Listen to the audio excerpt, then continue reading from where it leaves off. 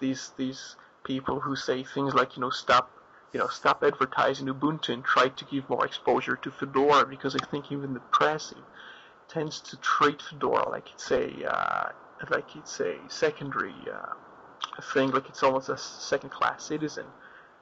Even though this release of Fedora is in fact the first, in many ways, to deliver some of the components for both KDE side, the GNOME side, and even underneath these two environments. Can you just explain to us what Fedora 14 brings in terms of new features, new things? Right.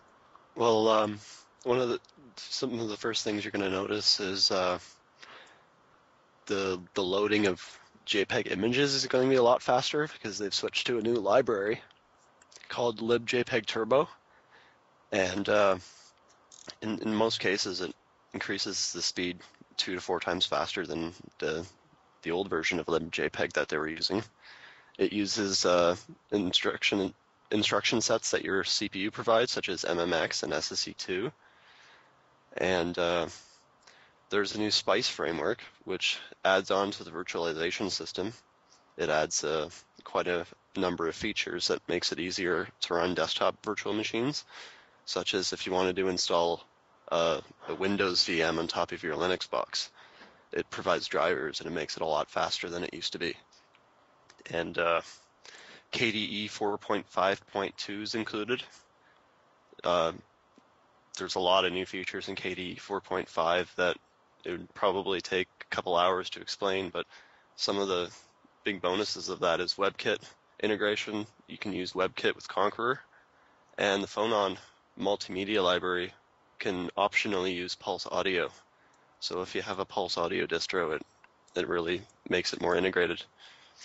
Have you had a chance to use it with Pulse Audio just yet? I mean, I think to give a bit of background, I think the developer of Pulse Audio is working for Red Hat now. Is this true? Yes, he is. And if I recall correctly, he's also the same guy working on Systemd. Yes. I think I can recall his complaint about this week. And sorry to speak about Ubuntu so much, but I think that's what lots of people think about when they think about Linux. But one of the things he complained about before was that Ubuntu wasn't properly packaging Pulse Audio, which I think in turn gave it a bit of a bad name. Yeah, I heard those complaints too. Yeah, and I saw it in his blog, and I wasn't just wondering if you've used Fedora for a few iterations, and if you've used Pulse Audio, have you had any issues with it? I haven't had a single issue with Pulse Audio. In fact, I'm using it right now. Yeah, and this is it's just one of these areas that I'm kind of interested in, because I think a lot of people don't quite appreciate the fact that a lot of components in Linux come from Red Hat, and I'm just wondering if you haven't actually said anything about it, but I know if I spoke to a person like I think Fab likes to he likes to start a few fights there to do with Fedora and Fedora side, and how they get presented a bit unfairly in the Linux world. But usually the first thing I see in the media is when they talk about Fedora, they point out that it doesn't play MP3 files and DVDs and all of this proprietary stuff that they don't package, and they can't because it's usually patent encumbered. Is it actually different now? If a person was to use Fedora, is it going to be very simple to follow a few steps and to install all of these things, or is it still a very kind of stereotypical, the very difficult process of trying to get your parents, not that there is anything wrong with parents, but let's say a person who's not as inclined to use computers, and lots of us who use a Linux desktop tend to be a bit more technical.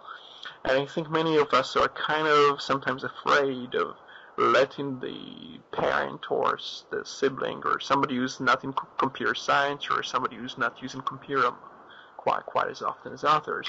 I think we tend to be afraid that the person is not going to know how to install MP3s or to install Flash or to install the GPU driver. How does Fedora make the process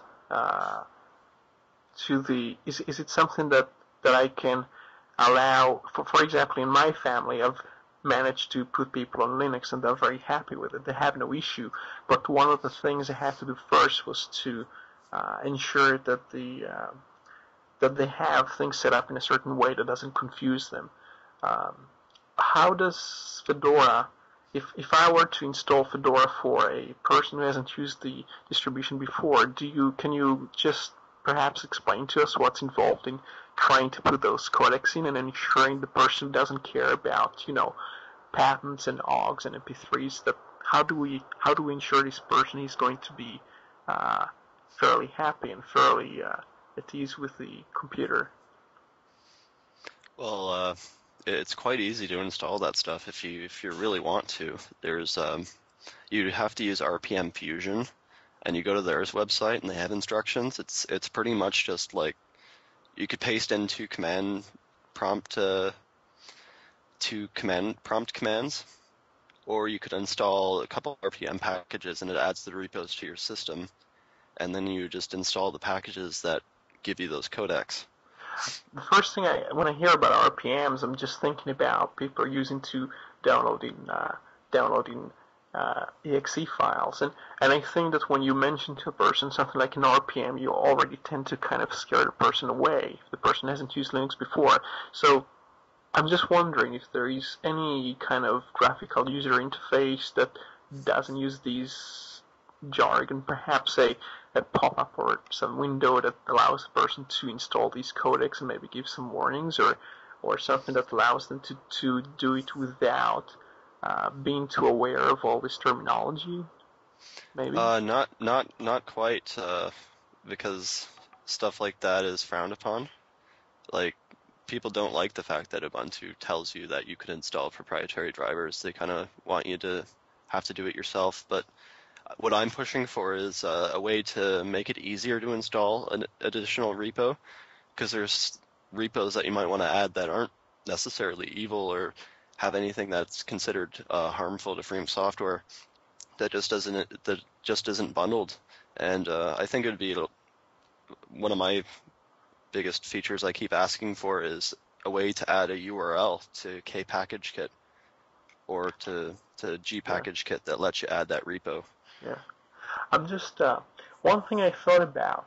I don't think many of the derivatives of Fedora get enough exposure or get their own kind of very independent reputation. I think in the case of Ubuntu, you have Linux Mint, although the Mint developer is starting to look into a bit more like Debian, and quite a few distributions start to look more towards Debian, especially in recent months or in the past year for all sorts of reasons. They start to look into Debian a bit more, but the derivatives of Ubuntu very often try to give you all the codecs or lots of applications and things that don't necessarily comply with the principles of Ubuntu, but they try to make things easier for the users.